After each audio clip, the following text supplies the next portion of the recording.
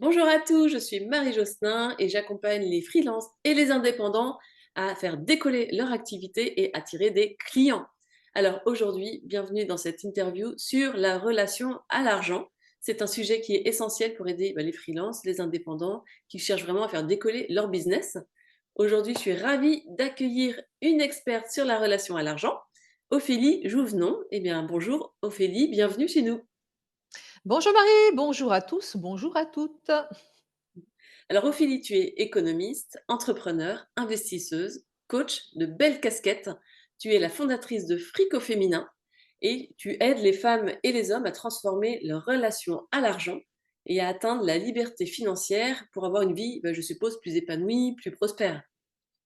Oui, alors ben, cette aspiration à la liberté financière, elle est assez récente et ben, on n'est pas nombreux à savoir exactement ce qu'on met derrière tout ça, notamment parce que en France, la relation à l'argent est un sujet extrêmement tabou. Alors c'est un tabou avec lequel ben, on arrive à vivre pour la plupart tant qu'on est salarié pendant des années sans trop se poser de questions, puisque ben, notre salaire arrive sur notre compte, on le dépense et on se pose pas trop de questions. Et souvent, ben, quand on se reconvertit et qu'on souhaite se lancer dans l'entrepreneuriat, c'est un sujet qui devient extrêmement complexe puisque ben, déjà on a des peurs et des insécurités financières et notre relation à l'argent se répercute sur bien des choses que sont la vente, la manière dont on gère notre boîte, la manière dont on investit, le choix de notre statut, l'ambition qu'on met dans notre entreprise, le rapport qu'on a avec notre fournisseur, enfin en gros tout le spectre de la vie de l'entreprise. Et souvent, on ne sait pas mettre de mots là-dessus, on ne sait pas d'où ça vient et entre guillemets, on s'auto-sabote. Donc du coup, j'accompagne des personnes qui ont décidé de lever ces blocages, donc autant sur les problématiques qu'elles ont elles, par rapport à ça que, sur comment on fait derrière. Tout à fait, exactement. Et c'est vrai que tu soulèves des vrais sujets qui sont à l'essence même, en fait, des difficultés que certains entrepreneurs peuvent rencontrer. Et justement, en fait, quelles sont les erreurs courantes que les indépendants, les freelances, les entrepreneurs peuvent éviter? Tu as peut-être des conseils justement pour aider à mieux gérer les finances et avoir justement une mentalité de croissance. Pour commencer, en fait, on parle souvent d'avoir une bonne ou une mauvaise relation à l'argent. Est-ce que tu peux nous dire ce que ça veut dire? Alors pour moi, il n'y a pas réellement de bonne ou de mauvaise relation à l'argent, mais on a une relation à l'argent particulière qui est liée aux émotions, à ce qu'on a enregistré sur ce sujet tout au long de notre vie. Et ça, c'est lié à ce que nos parents nous ont transmis, donc on va dire la partie éducation, les émotions qu'on enregistre là-dessus, parce qu'on peut avoir vécu des traumatismes liés à ça.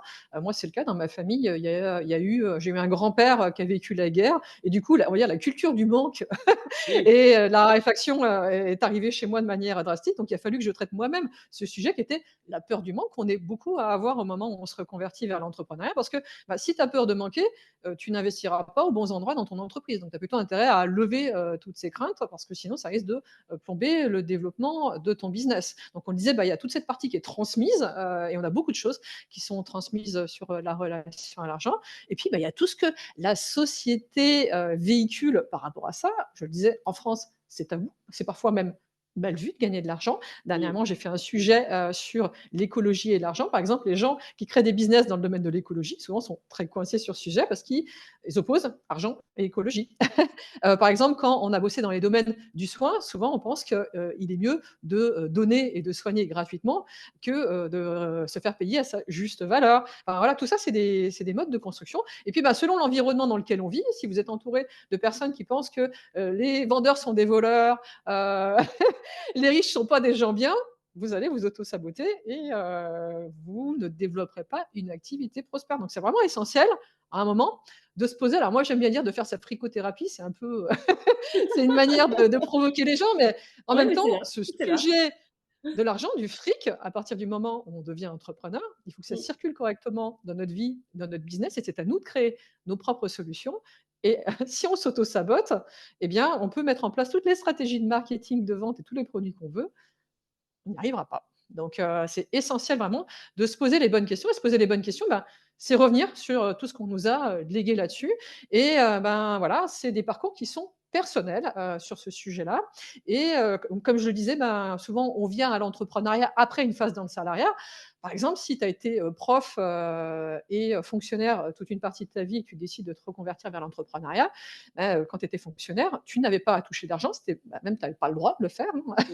Et du coup, tu te retrouves à devoir vendre, donc tu peux te retrouver, très, très bloqué sur ce sujet-là. Il y a beaucoup de freins et d'appréhensions à lever, sur ces questions et du coup, bah, c'est important de le faire pour pouvoir, se sentir libre et j'ai envie de dire apaisé. La question, c'est pas d'avoir une bonne relation ou une mauvaise relation, c'est justement de ne pas s'opposer, d'être, serein avec et sans argent, d'être, serein avec l'idée d'être, parfois un petit peu moins riche ou très riche, et c'est de pas porter de jugement de valeur sur cette question. Parce qu'en fait, inconsciemment, pour la plupart, nous portons énormément de jugement de valeur sur Mmh. l'argent et nous projetons des choses. Il y a pas mal de gens qui penseront, qu'ils seront, libres, uniquement s'ils ont une certaine somme. Or, par essence, nous sommes libres de nos choix. Voilà, il y a plein de sujets, à évoquer par rapport à ça et pour la plupart, on oublie, d'évoquer ce sujet-là parce que la seule chose, qu'on nous fait faire quand on démarre un projet d'entreprise, c'est un business plan et choisir des statuts.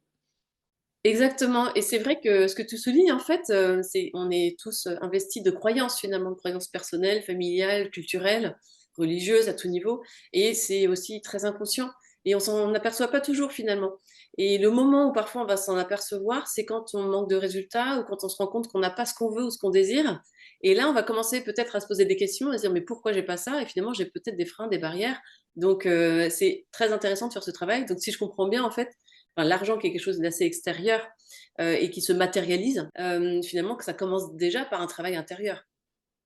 Oui, bah, en fait, c'est une construction, hein, qui est liée à, on va dire, de la psychologie et des émotions à l'intérieur de nous. Donc, il faut déjà se poser la question de comment on est construit vis-à-vis de ce sujet-là, Mmh. et de se dire: «Est-ce que ça m'aide à aller vers ce vers quoi j'ai envie d'aller?» et l'autre question, c'est: «Est-ce qu'on a des objectifs par rapport à ça?» Il y a pas mal de personnes qui s'autorisent pas à avoir Oui. des objectifs financiers et à se dire: «En fait, on peut créer toute la richesse qu'on a envie de créer». C'est aussi la question de l'ambition et parfois, certaines personnes pensent que ça n'est pas très bien vu d'avoir de l'ambition, et ça, bah, c'est aussi notre manière de se saboter quand on crée une activité et Mmh. notamment, bah, quand on devient indépendant, la première des choses aussi, c'est qu'on nous dit, «Monte ton auto-entreprise», alors qui est pas forcément le statut optimisé justement pour avoir de l'ambition puisque ça crée un plafond de verre aussi à Tout l'auto-entreprise. C'est pas la meilleure manière d'investir, de déléguer et ainsi de suite, qui sont autant de choses qui vont nous permettre de faire, grossir ou se développer nos activités et parce que, c'est ce que je disais, en France, c'est très sociétal, hein. Ce tabou de la relation à l'argent, il est franco-français et il suffit d'aller ailleurs pour se rendre compte que, dans d'autres pays, on ne voit pas du tout les choses de la même manière. Alors je dis pas que c'est mieux ailleurs, je dis juste que c'est Mmh. différent et que inconsciemment, souvent, on s'auto-sabote et alors les femmes, encore plus. Pourquoi? Parce que, eh bien, nos mères et nos grands-mères n'ont eu le droit, d'être, on va dire, indépendantes de la gestion de leur argent qu'à partir de 65. Moi, c'est la génération de ma maman.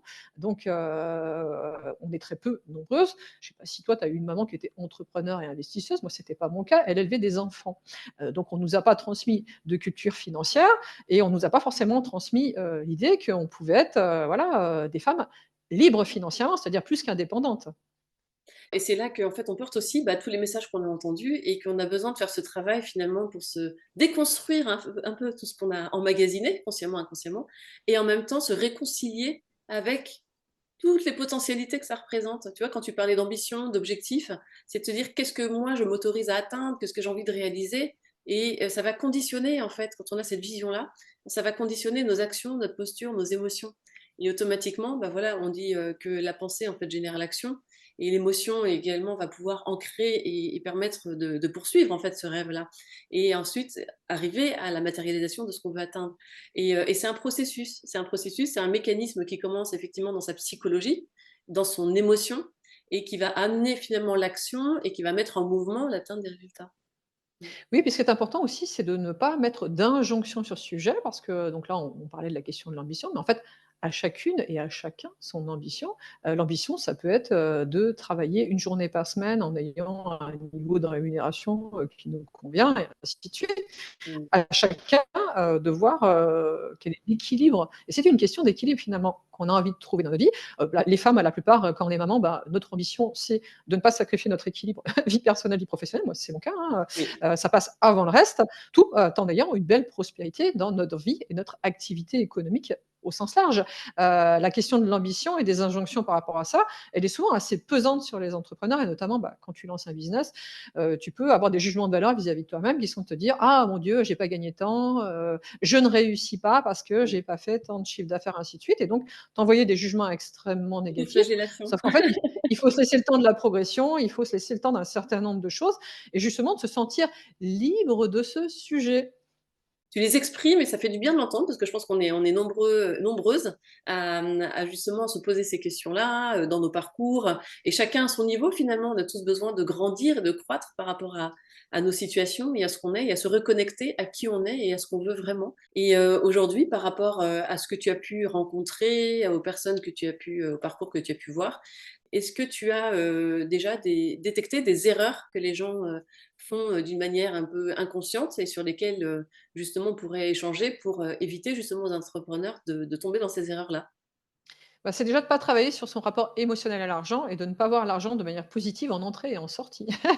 Ouais. Et surtout en sortie. Alors on a un problème en France avec, l'histoire de la sortie. On voit, le fait de payer, on ne sait pas distinguer souvent dépenses et investissements. Ça, c'est vraiment une grosse problématique que je vois chez les entrepreneurs, mais c'est une problématique, qu'on voit aussi dans la vie personnelle des gens, hein. La plupart des gens ne savent absolument pas, ce que c'est que l'investissement. D'ailleurs, il y a des fantasmes absolument fous là-dessus et bah, savoir distinguer dépenses et investissements, la dépense, c'est quelque chose qui coûte, l'investissement, c'est quelque chose qui va rapporter plus en temps, en énergie, en répercussions et en argent que ce que ça nous coûte et la plupart des personnes n'arrivent pas à réfléchir comme ça et leur business ne décollera pas à cause de ça. Déjà, pour la première des choses, c'est qu'elles n'investiront pas sur elles-mêmes pour, gagner du temps, gagner de l'énergie, faire décoller leur activité, voilà, se former, ainsi de suite et ça, c'est une erreur absolument monumentale, personne n'y arrive tout seul, personne n'arrive à avoir un business florissant sans déléguer, faire confiance sur une partie des choses sur lesquelles nous ne sommes pas bons ou pas bonnes, et investir, ça s'apprend, et ça fait partie des sujets qui sont hyper importants, quand on devient entrepreneur. La même chose, les histoires de statut, les statuts, ça doit évoluer dans le temps.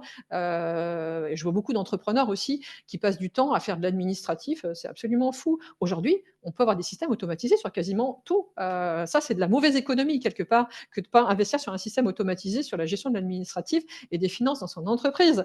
La Oui. même chose, ne pas, se faire conseiller régulièrement. C'est important d'avoir un tiers de confiance avec lequel on peut parler de ces questions financières pour voir sur des questions de développement stratégique. Et c'est pas la gestion des pots de yaourt au quotidien, c'est voir où est-ce qu'on a envie d'aller dans son entreprise. Parce que si on a envie d'avoir des résultats différents, il va falloir mettre en place des actions différentes, acquérir des compétences différentes ou passer par des outils et des moyens, des partenariats différents. Et ça risque, certes, de coûter, c'est un investissement, quelque chose au démarrage. Par contre, ça va rapporter de manière exponentielle. Et c'est comme ça qu'il faut réfléchir. Mais je le disais, il y a cette question du plafond de verre de démarrage, là, de cette fameuse auto-entreprise, qui est quand même un truc qui a été créé en France à la base pour aider des gens à déclarer un complément d'activité pour des retraités qui voulaient régulariser leur situation, qui maintenant est devenue la norme des gens qui créent une entreprise et qui en reste là. Sauf qu'en fait, une auto-entreprise ne vous rendra pas riche, entre guillemets, c'est pas le statut fiscal qui va vous permettre de réinvestir dans votre entreprise et de vous développer. Il y a pas mal de personnes qui ne passeront pas à la vitesse supérieure. Pourquoi? Bah, parce qu'elles ont peur, de gérer la question de l'argent. Elles ont peur, de réinvestir, elles ont peur de passer à autre chose. Donc il y a la peur de réussir, la peur de ne pas savoir faire, parce qu'on ne se forme pas sur ces questions-là. Et justement, une des principales erreurs stratégiques, c'est de se dire: «C'est mon comptable qui a dit, c'est mon comptable qui prend les décisions». Non, c'est, le dirigeant ou la dirigeante d'entreprise qui est responsable des décisions financières dans son entreprise et bah, c'est important aussi, bien sûr, d'avoir un conseil, mais ce conseil, c'est à vous de l'orienter en fonction de là où vous voulez aller et c'est ce que je vois aussi chez pas mal d'entrepreneurs. Le travers, c'est qu'on calque des choses qui étaient, bah, des choses qu'on a vécues dans le salariat, plutôt de la gestion du quotidien et de nos tâches et pas avoir une vision de se dire: «Si je veux aller à un endroit différent, il faut que je prenne des décisions stratégiques différentes et que j'investisse du temps, de l'argent, du partenariat», des choses comme ça, pour y aller. Si on veut avoir des résultats différents, il faut mettre en place des actions différentes. Mais c'est à nous de le décider en ayant de la prospective, en regardant un peu plus long terme et bah, il y a pas mal de personnes qui restent uniquement dans la gestion du quotidien dans leur entreprise et ça, c'est aussi un des gros travers. En matière, d'argent, bah, il faut toujours avoir une forme de prospective et de savoir où on veut aller. Parce qu'il y a une manière d'y aller, en fait. Oui, c'est ça. J'aime bien l'image en fait en fait des personnes qui gardent le mindset et le comportement d'un salarié alors qu'ils veulent monter leur activité. Et moi, j'ai rencontré des freelances qui étaient effectivement en statut auto-entrepreneur et qui se refusaient à passer des paliers et des caps parce qu'ils ne voulaient pas être imposés, ils voulaient pas changer de statut, comme tu le disais. Et j'avais une personne aussi qui était au RSA et qui voulait surtout pas gagner plus d'argent et pourtant qui voulait développer son activité. Mais il y avait cette contradiction, mais elle voulait pas gagner plus d'argent parce qu'elle allait perdre ses aides. Donc on voit la contradiction, on voit le conflit intérieur qui est en place et qui fait que je m'accroche à ce que j'ai déjà parce que j'ai peur de l'avenir et j'ai peur d'eux et j'ai peur de grandir aussi. Donc là où parfois les gens se lancent parce qu'ils ont envie de justement faire sauter ce plafond de verre qu'ils ont dans le salariat, ça c'est dans le discours.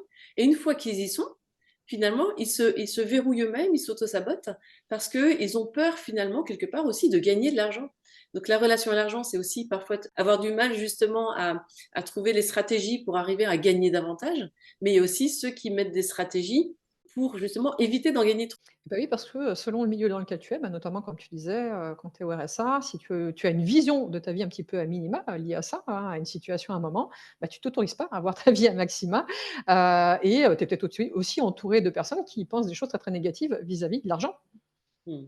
Et L'environnement ça reste conditionne ça beaucoup. restreint ton domaine des possibles. Il y a aussi cette question, oui, alors la question de l'environnement, no très clairement, hein, dans la relation à l'argent, c'est vraiment, vraiment, vraiment essentiel, hein, une bonne manière de changer sa relation à l'argent, c'est de se mettre dans un environnement, on va dire positif et sain vis-à-vis de la relation à l'argent, sachant qu'en France, c'est pas extrêmement évident. Et bah, c'est de s'entourer de personnes qui ont réussi à avoir les objectifs qu'on a envie d'avoir parce que, véritablement, il faut repenser les choses et c'est pas alors là, c'est le travers aussi de pas mal de personnes. Elles pensent qu'en achetant la formation, le programme, je sais pas quoi, elles vont y arriver. Mais en fait, elles font pas le travail sur elles, qui sont de lever tous ces blocages, qui les empêchent d'y arriver et de laisser partir, ce qui dans leur vie aussi les empêche d'y arriver, qui sont, des fois, des comment on va dire? Un environnement, hein, des fois j'aime bien dire: «Pour avoir ce qu'on veut, il faut lâcher ce qu'on veut plus», et c'est vrai, il faut faire de la place, donc par exemple, oui, il y a des gens qui vont s'auto-saboter parce que, ça ferait péter, des systèmes d'aide, le fait de passer par-dessus un certain plafond de revenus. Bah oui, mais c'est plutôt une bonne chose finalement de bien gagner sa vie et de passer sur le système où on contribue. Sauf qu'en France, on nourrit aussi cette peur de l'impôt. C'est un truc très, très franco-français. Je regardais sur les questions de rapport à l'argent, les sujets qui marchent le mieux sur le web sont des sujets sur la peur de l'impôt. Or l'impôt, bah, c'est nous quelque part, contribuer, il faut s'en satisfaire. Moi, la première fois, que j'ai payé des impôts, j'étais heureuse, je me suis dit: «Bah, je gagne de l'argent, super» et c'est comme ça qu'on devrait réfléchir. Comment est-ce qu'on contribue? Comment est-ce qu'on contribue de manière optimisée, certes, mais comment est-ce qu'on contribue? Exactement. Et puis en plus de ça, c'est étonnant parce qu'en fait, il y a des solutions à tout.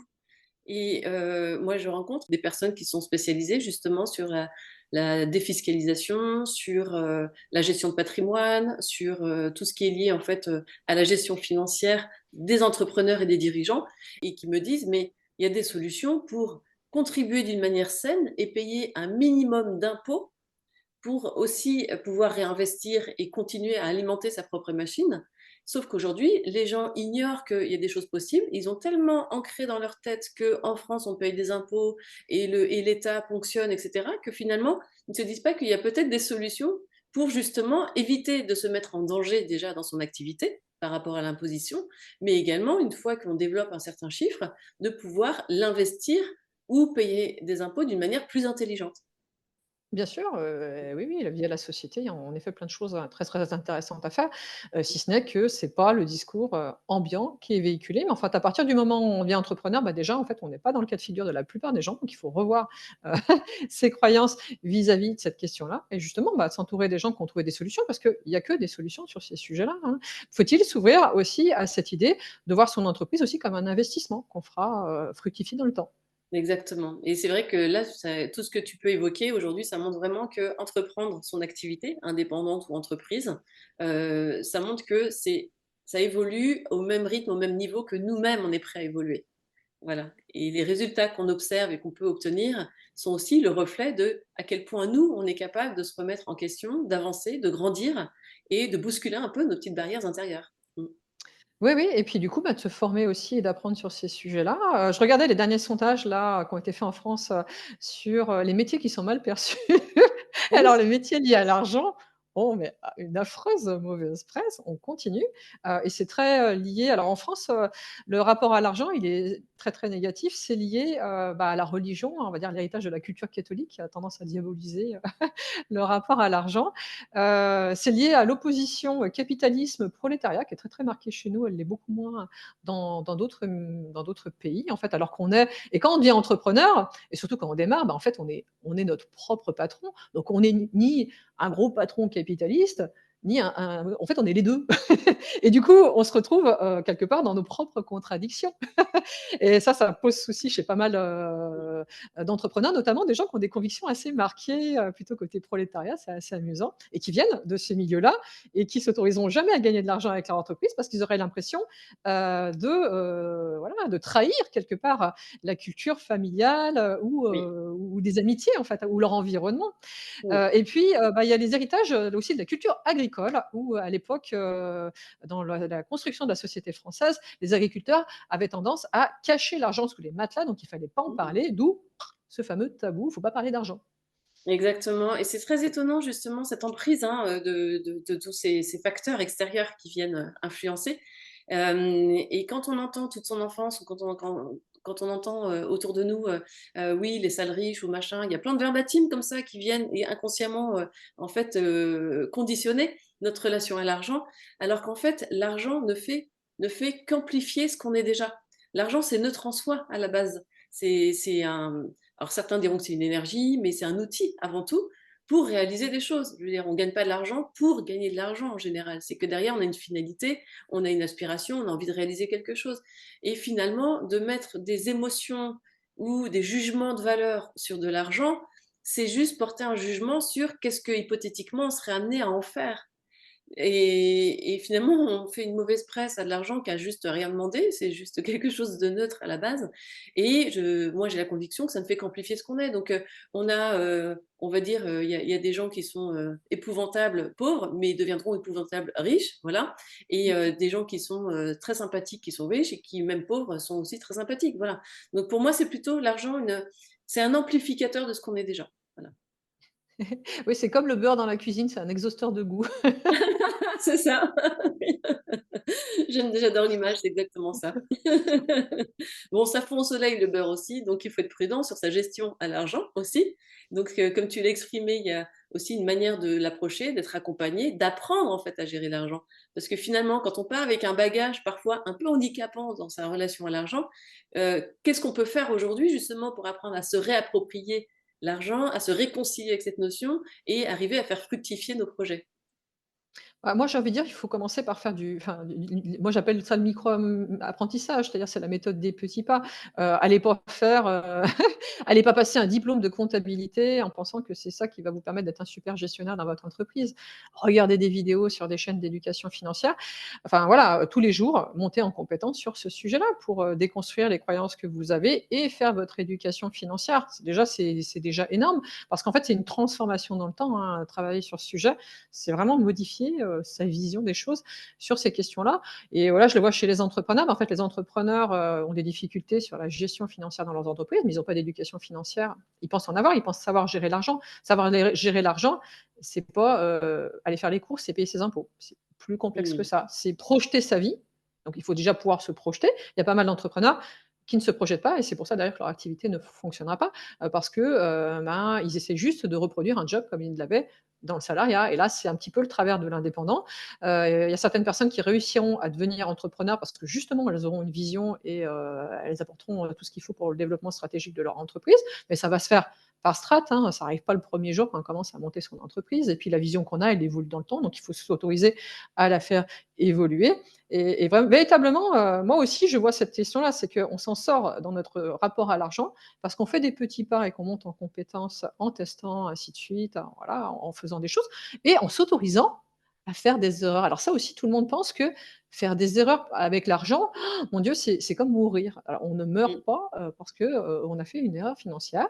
Pour autant, alors en neurosciences, ça a été mesuré, il y a des études qui ont été faites là-dessus, perdre 100 € est beaucoup plus douloureux que de gagner 100 €. Donc du coup, on a un biais, on a énormément de biais psychologiques et cognitifs liés à l'argent et notamment, on a une aversion à la perte sur ce sujet, mais qui est absolument monumentale. C'est-à-dire qu'on vit une douleur affreuse quand on perd quelque chose, alors qu'en fait, on a juste expérimenté quelque chose. Ça n'est pas un échec pour autant, parce qu'on apprend en faisant. Ça n'est pas un échec de ne pas avoir choisi le bon statut.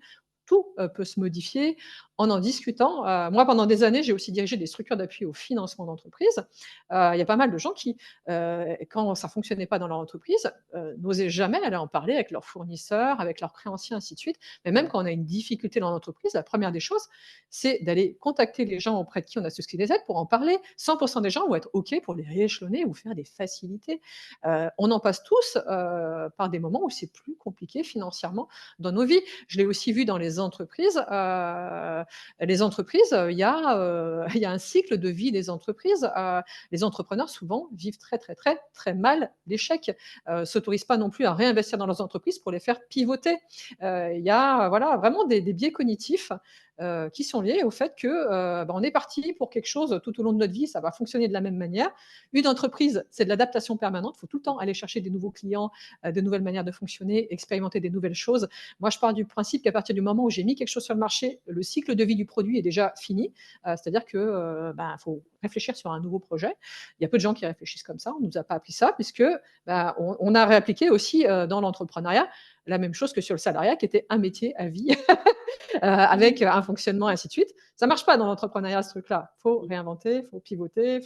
Donc, ça veut dire qu'il faut aussi avoir cette stratégie de réinvestissement dans nos entreprises pour aller tester de nouvelles choses qui peut-être ne fonctionneront pas. Et là, c'est la peur de l'échec. Mon Dieu, si je fais quelque chose et que ça ne fonctionne pas, on va me juger, je vais me juger. Non, en fait, c'est juste un test. Un test, ça a un coût.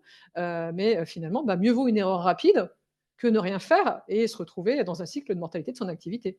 Exactement. L'immobilisme n'existe pas hein, en soi. Soit on avance, soit on recule. Donc, à partir du moment où on souhaite entreprendre et avancer, on n'a pas le choix finalement que d'avoir se nourrir et entretenir ce moteur intérieur pour pouvoir justement avancer, donner de l'énergie et puis se propulser en permanence en fait. J'aime beaucoup l'analogie de l'erreur par rapport à de l'expérience qu'on capitalise et ça, c'est notre valeur ajoutée. Et ça, c'est quelque chose qui, en fait, c'est pas monétisable en soi, mais c'est ce qui va faire, en fait, la puissance de nos décisions à venir. On sera amené à réfléchir plus vite, à prendre des décisions plus éclairées, à être beaucoup plus agile, finalement, dans les situations qu'on rencontre en tant qu'entrepreneur.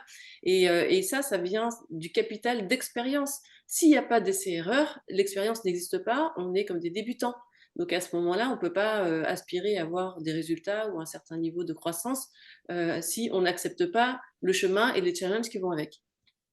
Et du coup, il faut aussi accepter, cette idée de l'erreur financière. Ça, je vois plein de gens ont l'impression qu'ils vont être mortifiés si, et s'ils perdaient, 100 ou 200 € vis-à-vis d'un choix.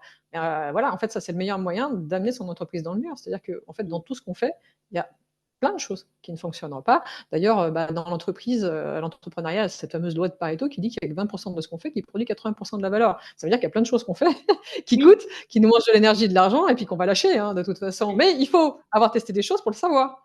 exactement. Et travailler en conscience aussi, parce qu'il y a beaucoup de fuites finalement financières dans notre quotidien, hein, que ce soit à titre privé et à titre professionnel aussi. Il y a beaucoup de fuites d'une manière non contrôlée, parce que soit ça nous fait plaisir, on craque sur un truc, tiens voilà, on va faire ci, on va faire ça, et on se trouve des tas d'arguments aussi pour justifier finalement nos comportements, mais c'est aussi lié à un manque de conscientisation.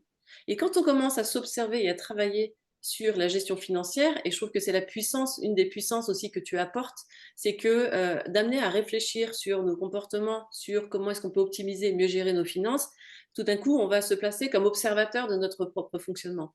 Notre propre fonctionnement à la fois émotionnel, psychologique, mais aussi financier, matériel. Et quand tu touches cette fibre-là de la finance, finalement, tu t'aperçois que tu touches toutes les branches de ta vie. Et donc, à la fois perso, mais aussi au niveau de son activité. Et je trouve que c'est très puissant parce qu'on en arrive à faire prendre conscience de tout ce qu'on met en œuvre et des résultats qu'on a ou qu'on n'a pas et comment on retravaille finalement notre quotidien, nos habitudes. On essaie de se remodeler finalement. Hein, le cerveau, il y a une plasticité. Et voilà, on peut rentrer dans tout ce qui est neurologie, mais en tout cas, on se reconditionne différemment pour être plus conscient de nos actions. Oui, puis là, en fait, à chacun ou à chacune sa recette. Alors tout le monde pense qu'il y aurait des recettes miracles, mais en fait, on fonctionne tous de manière complètement différente. On a des modes de vie complètement différents. Il faut vraiment se questionner sur, pas être toujours dans le toujours plus, mais dans le mieux. Qu'est-ce qui est le mieux pour nous? Hmm. tout à fait. Et le mieux, c'est souvent, la simplicité et le désencombrement, alors que ce soit dans nos vies personnelles ou dans notre business, ce qui coûte le plus cher en entreprise, c'est la Oui. complexité. Donc faut vraiment, moi je teste des trucs, mais à chaque fois je me pose toujours la question: «Mais comment je peux simplifier mes systèmes à l'extrême?» Et tant que j'ai pas trouvé, je lâche pas l'affaire et dans ma vie personnelle, c'est la même chose, hein. J'ai simplifié tout, mais tout le monde pense que, justement investir tout ça, c'est des choses qui sont extrêmement complexes. Bah non, les meilleures stratégies sont toujours les plus simples. Une entreprise qui fonctionne bien, c'est un système, d'acquisition de clientèle, de produits, de vente et de machin qui est bien huilé et qui va très bien, où tout le monde se retrouve, du client au, personnes qui participent à la vie de l'entreprise. Et voilà, c'est ça vers quoi il faut aspirer, en fait, un truc très fluide. La simplification, c'est la sophistication ultime de la complexité. Voilà. Et c'est un art, c'est une expertise. Voilà, c'est le bout de la chaîne paraît très simple, mais au final, voilà, quel chemin et quel travail, quel processus pour arriver justement à cette simplicité. Mm. Écoute, Ophélie, je trouve que ça a vraiment beaucoup de valeur dans ce que tu nous partages. Et l'objectif, c'est vraiment de pouvoir sensibiliser les indépendants, les entrepreneurs, les freelances, voilà, quel que soit votre statut, sur cette relation à l'argent, de vous questionner sur ce qui aujourd'hui vous conditionne, sur ce qui vous anime, sur ce qui vous aspire, pour pouvoir faire grandir en vous cette capacité à faire grandir vos projets, parce que c'est pas juste l'argent, comme on le disait, c'est pas l'argent pour l'argent, c'est vraiment faire grandir cette capacité, ce réservoir que vous avez en vous pour réaliser ce qui vous inspire vraiment et accueillir du coup les solutions financières et la gestion financière qui va vous aider justement à réaliser ce que vous voulez. Oui, puis au-delà de la gestion financière, bah, c'est aussi vraiment, le rapport à l'argent, il nous impacte beaucoup dans la vente et c'est aussi de se sentir, se sentir à l'aise dans sa relation à l'argent, c'est aussi se sentir à l'aise dans la vente qui est un sujet qui est hyper important, quand on devient entrepreneur. Mmh. Tout à fait. C'est la finalité. On le retrouve quand je rencontre des entrepreneurs qui, en fait, ont du mal à attirer des clients et on s'aperçoit rapidement qu'ils ont déjà, quand ils créent leur offre, du mal à fixer un tarif parce que et souvent ils le dévalorisent, ils ne se sentent pas, légitimes et en fait, on revient, hein, sur tout un tas de croyances justement par rapport à ça. On a souvent le syndrome de l'imposteur qui arrive aussi et ça se concrétise par justement cette notion de fixer son prix, d'avoir peur de vendre, peur de négocier.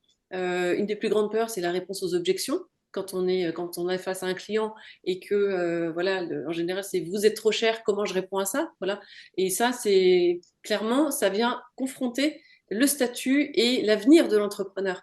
De justement être en difficulté dans ces situations-là, de ne pas être au clair et de ne pas être réconcilié avec le fait de gagner de l'argent, de positionner son prix et d'être en mesure d'assumer son offre et son service pour pouvoir défendre son prix et défendre surtout la valeur de son prix. Voilà. Mmh mh. Ouais et de ne pas vivre un acte de non-vente comme un rejet aussi, oui. Mmh. Oui, tout à fait, oui. Merci Ophélie, c'était puissant, plein de valeurs. Donc aujourd'hui Ophélie, on peut te contacter sur ton blog Fric au féminin, sur ta chaîne YouTube. Retrouvez les références d'Ophélie sous cette vidéo. Un grand merci Ophélie pour cette belle interview, pour tes partages. Et puis je te remercie Marie et je vous dis à très bientôt. Puis je vous dis à très vite sur Oser et réussir. Merci, à très bientôt. À bientôt, au revoir Ophélie.